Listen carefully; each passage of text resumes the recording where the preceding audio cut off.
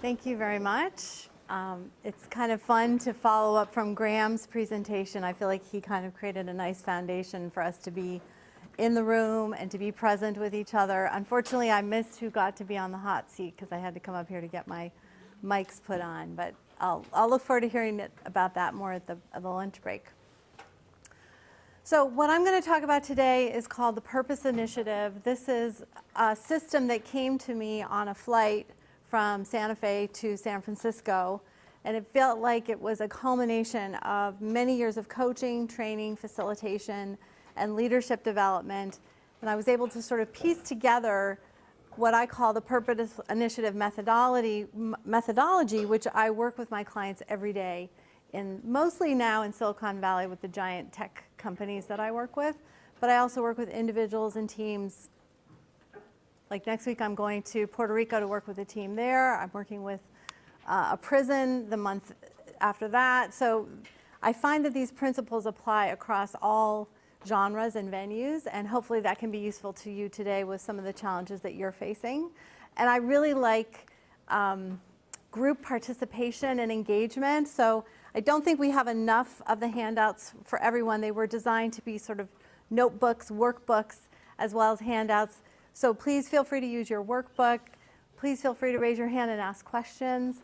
And I will also engage with you as we go along. Everybody ready to dig in?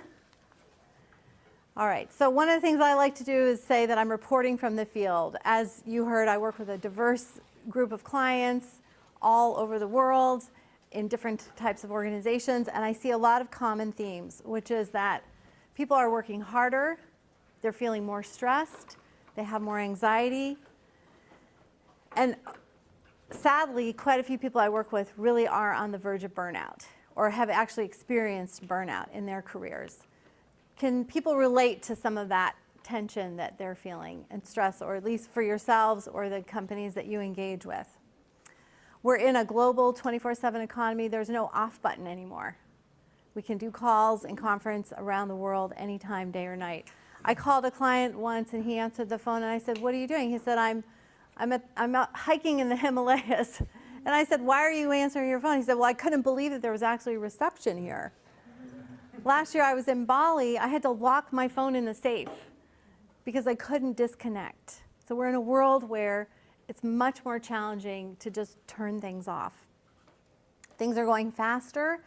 And I constantly tell my clients when they say, "Well, as soon as we finish this reorg, things are going to get back to normal. As soon as we raise this next round, then we can calm down and get to work." Well, guess what? There is no calming down. There is no when we go back to normal. Chaos is the new normal. This pace that we're going at is the pace, and it's probably only going to get more faster and more chaotic.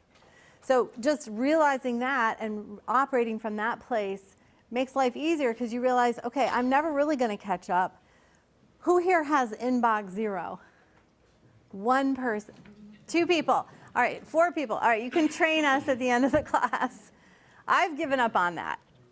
I think there's a perfectly useful search function on my email, and I use that wisely. What I see also is that people are reacting to situations versus responding or creating their own situations. So people are constantly in this tactical, reactive, can I just plug up the dikes and the dams and try to stay a little bit ahead, versus the longer term strategic, thoughtful path forward. There's no space. So if we're going from home and we're doing conference calls in our car and then we're back to back meetings, then we go home, we have dinner. If you have children, you put the kids to bed, you get back on the computer, you do the conference calls with Asia. There's no space. We're not breathing. There's no room. So that means we don't have time to be creative. We're not reflecting. If you look at studies of how Jung or Einstein or Freud or Marie Curie, how they spent their time, were they at their computer doing email? Were they on conference calls? No, they were reflecting, they were journaling, they were in conversation, they were reading, they were walking in nature. We've lost that space to create new ideas and insights. And people feel that. We're hearing a lot about, does social media lead to more disconnection. So we're feeling this lack of meaning and purpose. I see people, they're really successful people that I work with. They're at some of the top companies in the world. They've got some of the top jobs, and yet they often feel like, what's the meaning of this? Why am I doing this? So that's why I came up with kind of piecing together different pieces of methodology and tools that I've tried over the years and I've seen work with my clients to put them together in this sort of sequence that I'm going to walk you through. And I do feel like we've got really big challenges happening in the world, and we need leaders to solve them.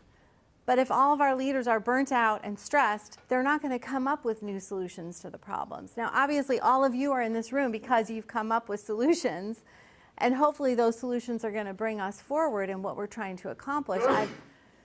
Bless you.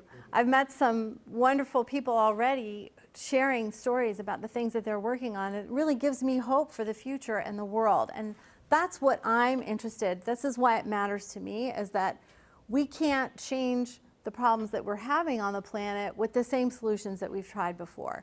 We can't come up with new solutions if there's no space for one single creative thought to enter our brains. So I'd like you all to pick a challenge that you're struggling with. Could be the same one you picked this morning. It could be something else.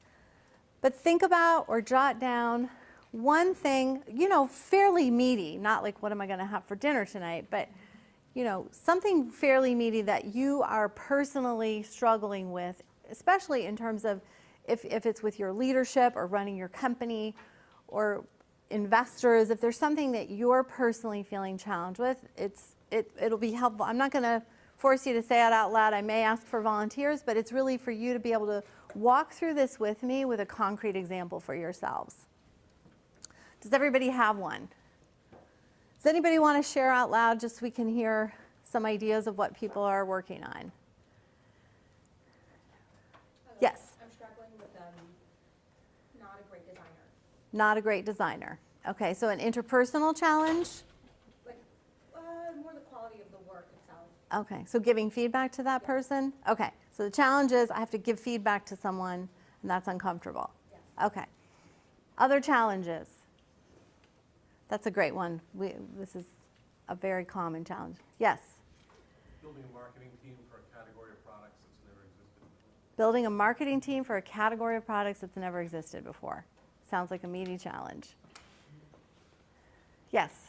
I'm a new father, so I'm trying to figure out how to keep professionally engaged and making progress while learning to do fatherhood. Fantastic. So being a new father, how do I progress in my career and stay engaged while learning this new thing of fatherhood and being present as a father? Great. Okay, so very diverse challenges. Pick one for yourself. I'm going to break this down, but this idea of this model is, first of all, identifying the barriers. We're going to walk through this, but what are the barriers that are in my way of accomplishing this challenge? And in particular, how do I take what might be under the surface and unconscious that's driving what's going on and make it conscious? The second piece is, how do we create disruptive experiments to create change? So how do we do things differently than the way we've been doing them until now? And the third is, how do I then take courageous action, take risks to make something happen? So first step is identify and remove barriers, uncovering critical insights about self-limiting triggers and blind spots, limiting obstacles to best thinking and leading, and making the unconscious conscious. So part of what Graham was talking about this morning is the stuff that goes on between our ears, right? What goes on in our heads. This piece also speaks to emotional intelligence. So typically what I see that gets in our way is fear.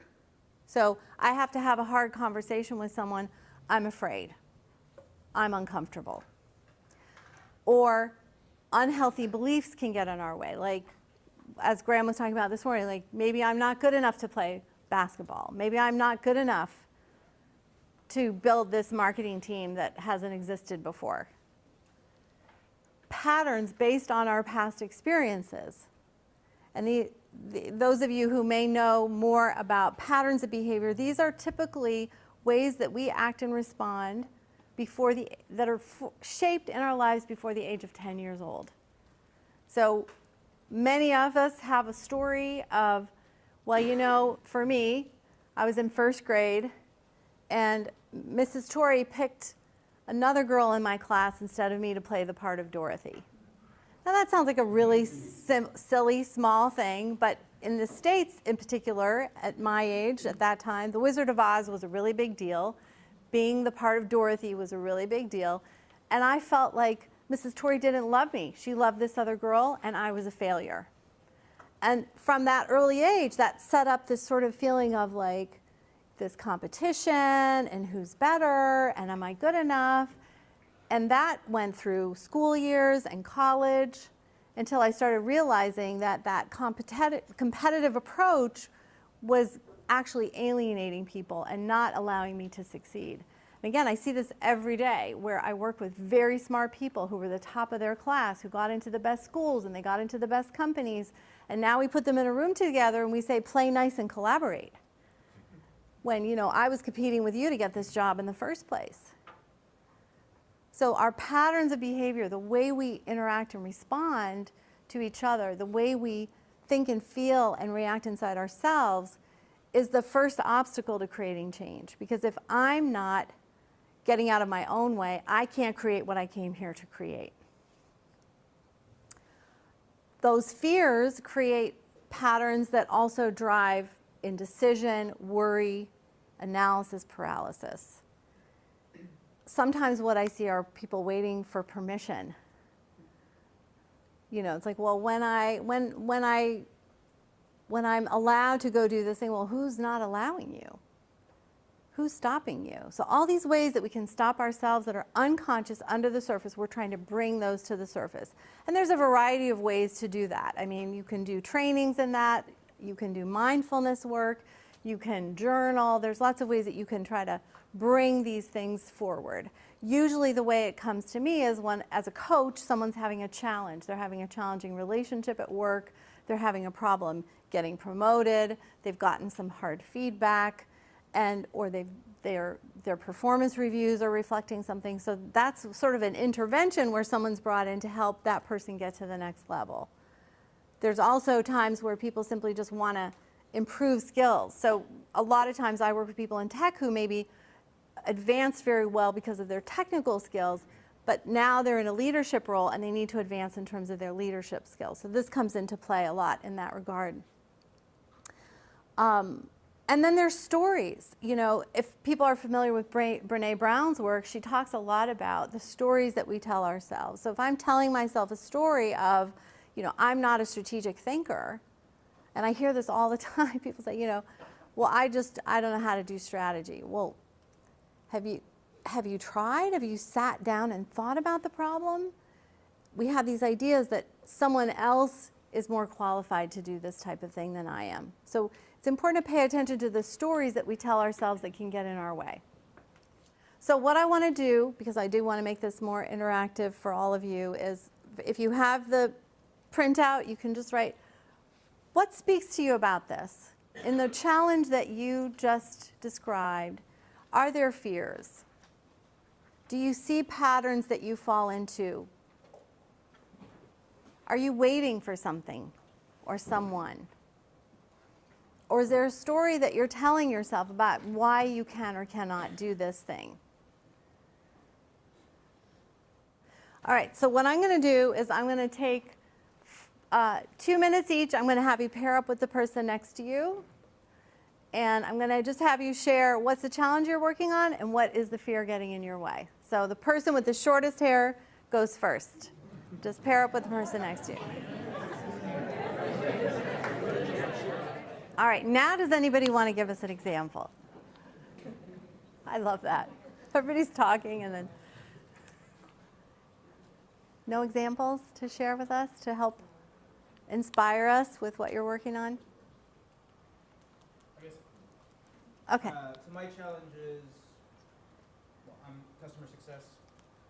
Challenge has been working with a sales team, having a lack of trust and collaboration between the two teams. Okay, working with a sales team with lack of trust and collaboration. I think it's based on patterns of past experience where there may have been perhaps actions from one team or another that led us to that lack of trust. So patterns based on the past Yeah. in the company that led to mistrust. Okay, good challenge. And did you see something for yourself in that might be getting in the way?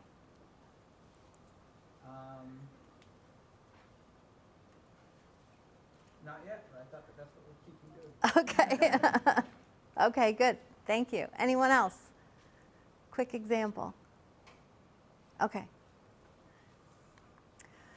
So that's part one, is what are the obstacles getting in my way? How do I make the unconscious conscious? How do I bring to surface these things that might be under the surface? And so, I describe my story of competition, but you bring me to the table with a bunch of other people with their stories, and then we have a combined story where we're talking past each other, we're not listening to each other, we're talking over each other, we're ping-ponging the conversation, and we're not collectively moving in the same direction. I'm sure all of you have seen examples of these in meetings and places that you've been. Okay, so the second thing is, how do I break through to create change? So we have these unconscious drivers, we bring them to the surface, we make them conscious. What we do a lot in the coaching engagements and with teams that I work with is design disruptive experiments to create change. So we're trying to create space in your brain, right, for creativity to emerge. So first of all, if I have fears driving me, if my brain, or those of you who know brain science, if my amygdala is hijacked and I'm not thinking clearly, I'm not going to be creative. And so already working on the fears and the unconscious drivers frees our brains to have more space for creativity. Then we design experiments to try new behaviors, because we're not going to get anywhere if we keep doing things the same old way that we've always done them. So by bringing the unconscious drivers to the surface, we create naturally space in our minds. We also give ourselves back time and energy, which to me are very much intertwined. There's an HBR article, if you haven't read it, it's an excellent article called How to Manage Your Energy, Not Your Time. And if you start designing your days around managing your energy versus your time, you'll have a much more productive day. I know, for example, that I get a lot more done between 6 and 10 in the morning than any other part of the day. So I'll get up super early and I'll guard that time so that I have a better chance of being more creative in those hours. So that, for example, is a disruptive experiment of how I design my day. I also design a day of my week where I will work on content development. Because I could spend all day, every day in meetings, running around, seeing clients, but if I don't guard time to think about putting together a PowerPoint presentation to be able to talk to all of you, then I'm going to be doing that at midnight. And that's not when my brain is working the best. So again, I try to design my life and my structure and my schedule and work with my clients to design their schedules, not around a 9-to-5 job, but around where they have the most energy, where they're bringing forth the most creativity. Other examples of disruptive experiments, which may sound kind of out there, but what I notice is different things can clog up energy for different people. So I work with people who have long commutes, they work with global teams, they're on the phones 24/7, and I had a client once who said, what I'd really love to do is be able to go to Home Depot on a Sunday morning with a cup of coffee and wander around. And I said, I think this is a doable experiment. We're not moving to Fiji here, But for him, it just felt like he didn't want to take time out of his family, and it didn't seem like a reasonable thing to do. And I said, why don't you just do it this one weekend? And he came back from that Sunday with his coffee. I don't think he even bought anything. Just wandered around the aisles of Home Depot with his coffee, and he just was so delighted. And it just gave him permission to do something that he wanted to do, to give himself some space. And then that space leads to other ideas coming through because you're freeing up that energy. I have another client who she was changing roles, transitioning out of a role, and she was really working hard to meet with people and do, interviewing and have coffee and have lunches. And it was really exhausting her and stressing her out. And I said, I don't see how you're going to find the next thing if you're just kind of running after it versus really being thoughtful and seeing what wants to come to you. What do you think you could do differently instead of running around setting all these meetings? She said, well, I'd really love to learn how to knit. So I said, well, why don't you try that as a disruptive experiment, which I know in the tech world doesn't sound very disruptive, but it was something different than the energy she was bringing to the task, which was sort of like running after something. And so she found someone locally. She started learning how to knit. And she said, Laura, about 3 weeks in, I looked up from this woman's couch at 10:30 in the morning, and I thought, maybe it's time to go look for a job. And within 2 weeks, she found exactly what she was looking for. So what I'm always looking for when I work with people is what is sort of this leverage we can get, and where is that leverage for them? And for each person, it's a little different, but it's often, I had one guy lean over and he said, if I could just create a little microbrewery in my garage, just to give me some creative expression. And I said, I think that's possible. So I want you to just reflect for a moment for yourselves. Is there a disruptive experiment? I know we're going through this really fast, but in the challenge you're looking at that you've just described to your partner, is there something that you can do around how you design your day or how you're approaching the experiment, or something completely unrelated to the experiment, but that you've been thinking, if I only had time to take singing lessons, and you don't realize that actually maybe your intuition is onto something, because taking that singing lesson frees up your expression, which maybe when you go to give that talk in front of the company, you're going to give it in a different way because you took a singing lesson. Now, I'm giving a lot of outside of work examples, but the same is true inside of work. I've had people volunteer to be on committees that have nothing to do with their day job. It's ways to get the brain working differently and exercising a different thought and way of approaching things. So I'm going to give you a minute to just think about, is there one thing that would give you leverage in your life right now? Yes? I'm trying to follow it. Is it Yes. basically, sounds like maybe doing a hobby or something? Because for me, I'd like to do lots of new things, but how do I pick what thing will help me with that obstacle? So his question is, I am using a lot of hobby examples, which I'm over-indexing on that more than I would want to, actually. I really encourage, you said there's several things you'd like to do. And it may or may not be related to the project you're talking about, but I really encourage people to, what's the one thing, is there something that's pulling at you, kind of tugging at you? And by the way, I'm the singing example. I took singing lessons, but I took like 3 lessons. I didn't become a singer. I'm not going to, start belting it out up here. It was an experiment. That's why I like the word experiment. You can do it once. You can do it for 10 minutes a day. You can do a meditation 10 minutes a day for 21 days and experiment with that. Doesn't mean you're going to commit to it for the rest of your life. So notice what pulls you, what gives you energy, what draws you, and see if you can think of a disruptive experiment. Other questions about this, or other ideas that people have that they're thinking about? Okay, we can come back to this. It's a little tricky. But it's not necessarily only, I'm giving out of work examples, like I said, but it can be so I had a client who was struggling with a project that wasn't going well. It was a tech project, and her experiment was act like an owner. Even though other people were involved in the project, there were multiple stakeholders, if she had gone in with the approach of, well, it's not my fault, it's this other team's fault, but she decided to change the mindset of, I'm going to act like an owner, I'm going to act like I own this problem, and the buck stops with me. And within 3 days, she solved this tech problem that they'd been struggling with for weeks. So it could also be noticing, is there something about my fear or my behavior that's getting in my way that I can shift? Okay. Make an impact. So making an impact, requires courageous action. We heard a lot about that this morning. What is a risky thing you can do? It can be part of your disruptive experiment, but what would be the courageous thing for you to do? What would be the thing that normally you wouldn't do?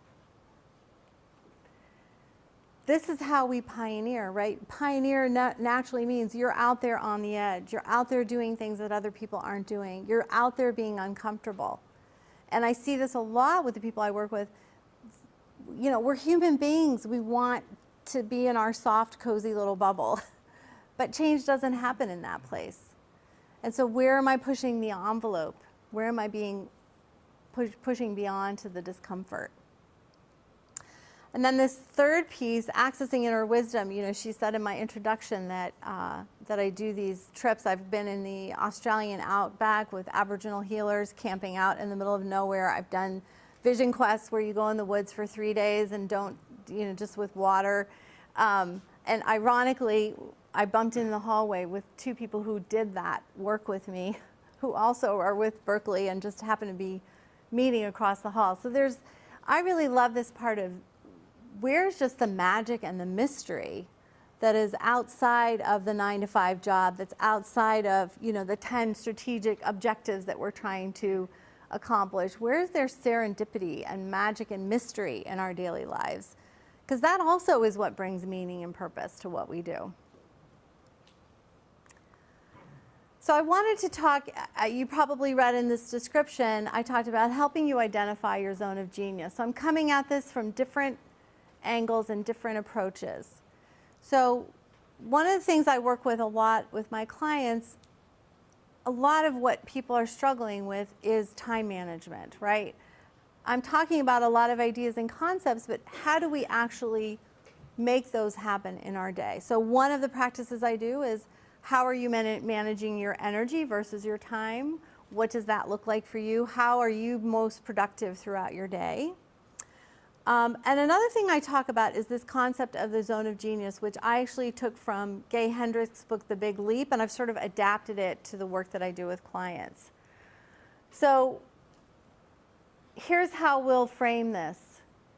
If you think about yourself, there's things that you have to do, things that you want to do, things that you're good at, things that you're not good at in terms of how you spend your time, right?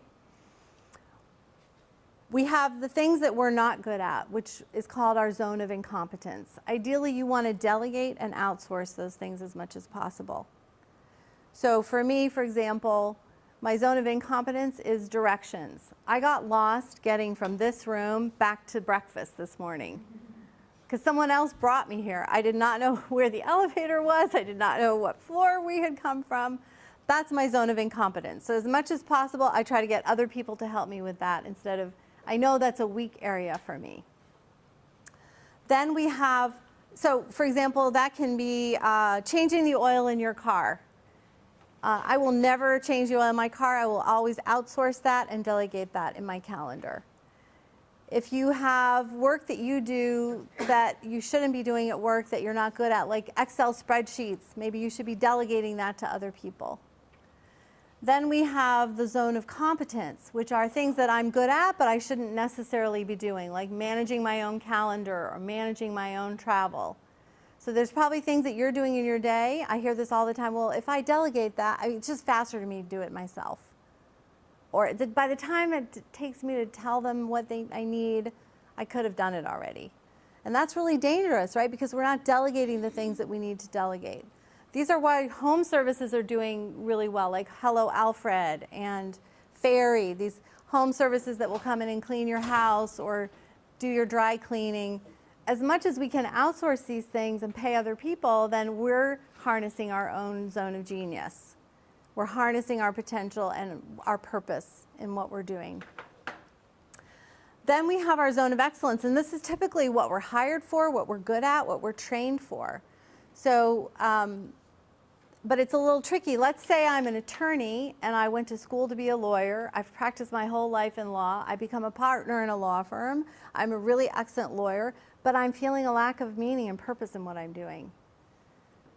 So I'm always in my zone of excellence, but I'm not quite touching into my zone of genius. Is everybody following me? I'm feeling a little, I'm not reading how things. Zone of genius overarching, or? So the zone of genius is, so for example, I was working with a scientist recently who was hired to be a scientist. And I asked him what he thought his zone of genius was, and he said, I'm a storyteller. Now, does his job description say storyteller? Does he get a performance rating on being a storyteller? No, he's a scientist getting rated as a scientist. That's what he was hired for. That's what his job says. But what he does that's his zone of genius is he tells stories about the science in a way that other people can understand what his team is working on. So his zone of genius is the science, the storytelling about it, how he's approaching it. Another woman I was working with recently, she's a project manager, and she thought her zone of genius was project management, but that's her zone of excellence. That's the thing she's really good at. She works hard at. She does day in, day out. And I said, well, what do you think is your zone of genius? And she said, well, actually, I'm really good at reading a room.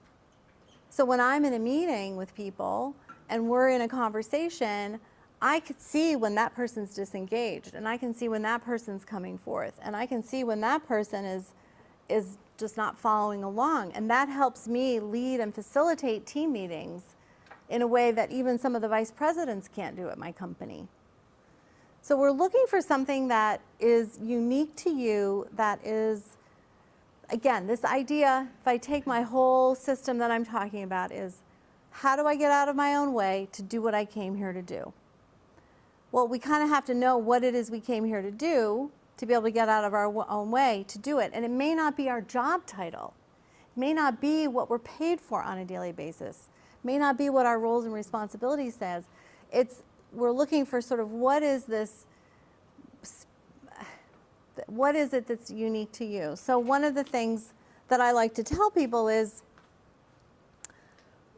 we all have we all know that we have fingerprints, right, that are unique to us. But we also have voice prints. There's no other voice that is the same as our voice print, and there is no other iris color exactly the same as our iris color. So we really are this unique compilation of parts that's here to produce something unique in the world. And that's really what I'm trying to get to with all of these words is, how do we unleash that? How do we identify that? How do we stop talking ourselves out of that? How do we allow ourselves to be that? And often there are clues. You know, there's often clues in our childhood. Like my niece is studying psychology. She's very interested in human development. She's a teenager, and she coaches her friends. They all come to her for, you know, coaching advice on their relationships or how to deal with their parents.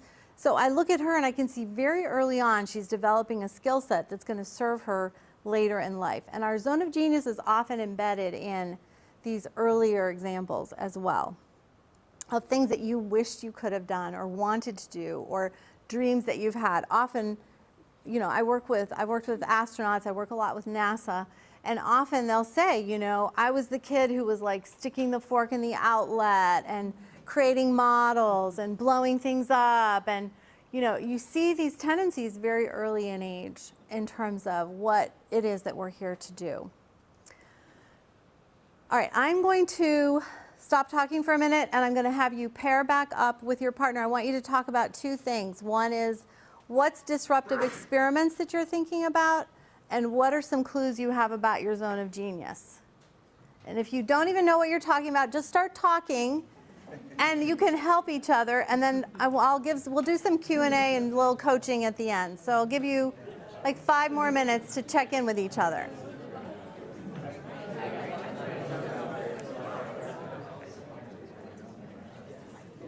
All right.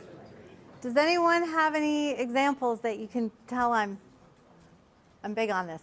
Who has an example they'd like to share with us of either a disruptive experiment you came up with or some clues to your zone of genius? Which doesn't mean you are a genius. Maybe you are. Yes? So this is an experiment I actually started like a month ago myself. Okay. It's been helpful, but so I'd say I'm a product director, and so I'd say that's where my zone of excellence is, but it's sort of my zone of So your zone of excellence is your product manager. Um, Okay, and your zone of genius, is I'm a writer.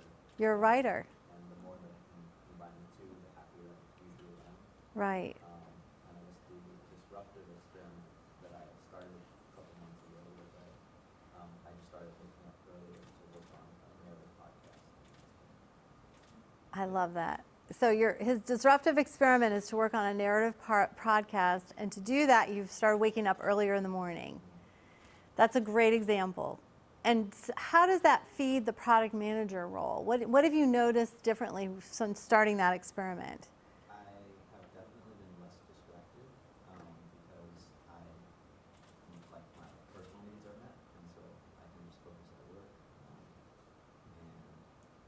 So something about following the creative pursuit is making you more present with the day-to-day work. And you were saying your boss? And my boss also knows that I'm like a storyteller as well, and so he's been trying to, I do a lot of the communications at the organization. Okay. So the more I can learn too, the better. Great. So, and what I like is, first you said your zone of genius as a writer, but really you're a storyteller because you're doing a podcast, you're doing communications. So that gift you're bringing forward is a storyteller, which if you look at like native traditions, that's a really powerful role, right? Of the person who carries the story forward and brings people along and inspires people. That's a great example. Thank you. Do you have a time frame around your disruptive experiment, or did you just said I'm going to just start this? I thought that it was going to be something I could do in a month, and then I realized that it was too big of a project. Okay. So I don't know when it's going to start. Okay. That's a good example too. We don't really know what it's going to take, right? And if we did, we probably wouldn't start. So, great. Thank you. Thanks for illustrating that. Other examples or questions or challenges? What is this raising up for you? Yes. There's just a lot of like introspection that's needed, especially with the zone of genius, because I think we sort of move through our lives in a way that's very external. So we're always like how people think of us or whatever versus like what you think of yourself. Especially when you get into like work life, you've been working for a while, you sort of identify with how people have identified you. Yes. So There's a lot packed into what you just said. So yes, I'm giving you a lot packed in a short period of time. This would normally be like a day, at least a day of a workshop. And it does take self-reflection. And what I'm hoping to do today really is just to plant a seed for you to be thinking about, what are there unique qualities that I bring to the table? Are there things that I do? Again, it's not to be better than, the challenge that I see is we're all trying to like compete to be the best instead of being who we are, which is the best thing we can be. And when we stop trying to be like what I heard you say, who other people think I should be or who I had to be to please other people, and I get back to who am I really, what brings me joy, then the competition thing kind of dissolves. It's pretty amazing how that happens. The competition thing dissolves and the creativity thing emerges. And, it's unfortunate, but we're in a society where we're ranked and stacked and evaluated, and we're looking for, I'm always looking for ways to liberate myself from that. Because it's a very oppressive way of living is, am I going to get the next promotion? Am I going to get the next raise? Are we going to succeed at this? And there's no fun in that. There's no joy in that. So yeah, we're trying to peel back the layers here, and it takes work. It takes time. Other thoughts or questions? Yes. So the discussion has been a lot about like recognizing your individual zone of genius. But Yes. do you have advice or thoughts about how a leader can make sure that each of the individuals on a particular team is? Yeah. So one way that we were talking about is like, oh, this is like your unique obsession about the product is your zone of genius. Uh-huh. And so like it seems like if we could make that more visible to everyone. Yes. In some constructive way. Yes, so, well, I'm hearing actually two things. One is, how do we collectively harness our team zone of genius? And how do I, as a leader, harness the zone of genius in the people who work for me? And again, I think everyone, when people can do this work together and share, like, here's what I think it is, well, often people see it more than we see it. So being the leader or having other team members give input in that of, and there's lots of tools for that. There's StrengthsFinder, there's Myers-Briggs, some people have used Enneagram. There's lots of tools to try to assess team strengths, but also just what we know of each other. Sometimes it's hard to just tell someone who's in a job, maybe that job's not right for you, but have you thought about this thing you're doing over here might actually be more powerful in what the team needs. But that also requires that we go into hard conversations sometimes about our strengths, our weaknesses, what we're good at, what we're not so good at. And as a leader, I think, not just evaluating someone on a performance ranking of their role, but also what do we intuitively and instinctively see this person gravitate towards that they're good at? And it may not be their job title all the time. It's a great question. Okay.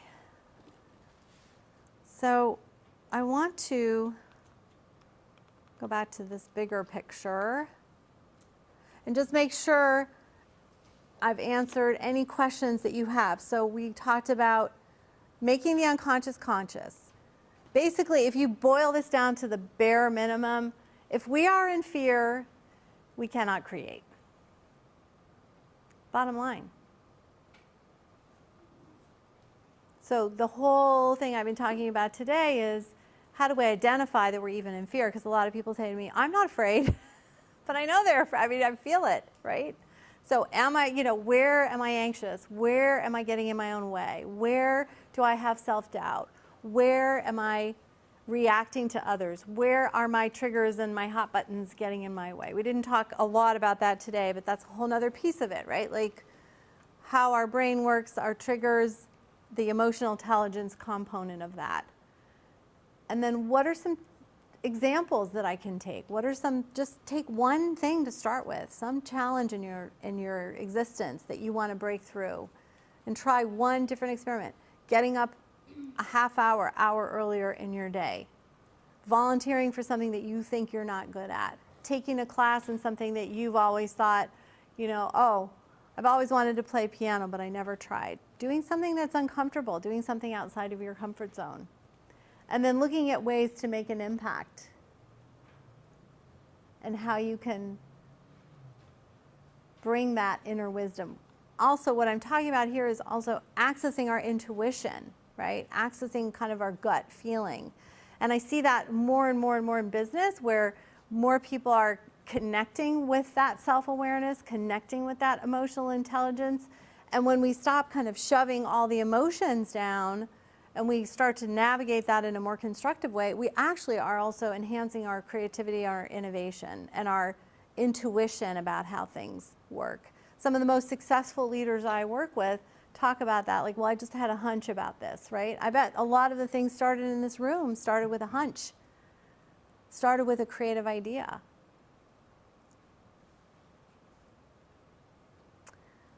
Any remaining questions? Yes.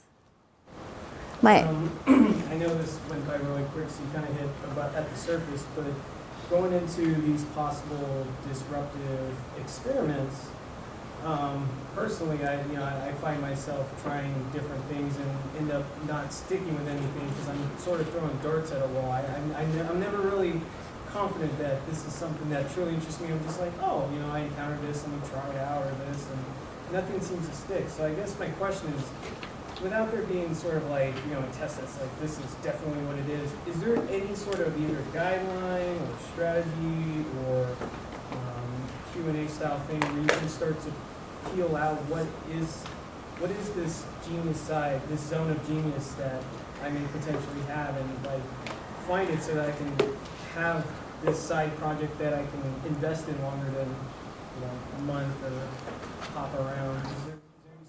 So what's the story you're telling yourself about not sticking to things? I think the story I'm telling is that, this looked interesting, or maybe this was looking cool or something, and then I Right, It's not worth it. right. So what you're talking about is like I start, I stop, I start, I stop. And one of the things I think you're helping me clarify is I'm not talking about finding the one thing you're going to do for the rest of your life. You might try 50 things. You might have 50 different experiments on different things. And I think we're kind of a culture that says pick one thing and stick with it and do it really well. And I'm more of the mindset, learn as much as you can, experiment as much as you can. There's no failure in trying something and then trying something else and trying something else. I mean, we heard about that this morning.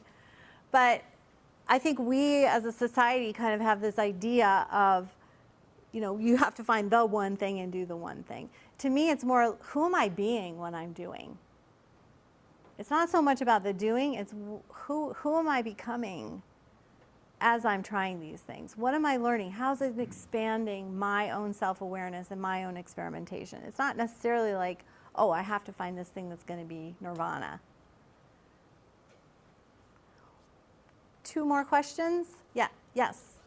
What if your company benefits more from your zone of excellence than your zone of genius? Your company probably always will benefit more, well, on the surface, benefit more from your zone of excellence because that's your job. So the example of the scientist, if he wasn't helping evolve the science, then he probably wouldn't have the job in the first place. So it enables, the way I look at it is the zone of excellence enables us to then free up to do the zone of genius. It pays our bills, it gets our jobs, it gets us promoted, and then we're in a sphere of like, wow, I have access to all these people I didn't have access to before that I can then either influence or they can influence me in how I live out the zone of genius. And maybe what you're saying is, well, I don't know what you're saying. Are you saying you're not allowed to do that, or? No, not allowed. It's Yeah. just, It's not your job title, yeah. right? And in a smaller company where you have restraints, Yeah. it's harder to say, Yeah. oh, you should focus on this more, give it Yes. more attention. Yeah. When certain job needs to be done. Right. So, I mean, that's why you can say, I'll do 10% of my time in my zone of genius and the rest is my zone of excellence. Just even just one little percentage of time experimenting with something is better than nothing. I thought I saw someone else. One more question? Okay, well, I'll tell you what, I'll give you the last slide, which is what my sister says to me, which apparently, I guess Oprah said it, but. So as you go forth and conquer, be you, do you, the world needs you. And thank you for listening.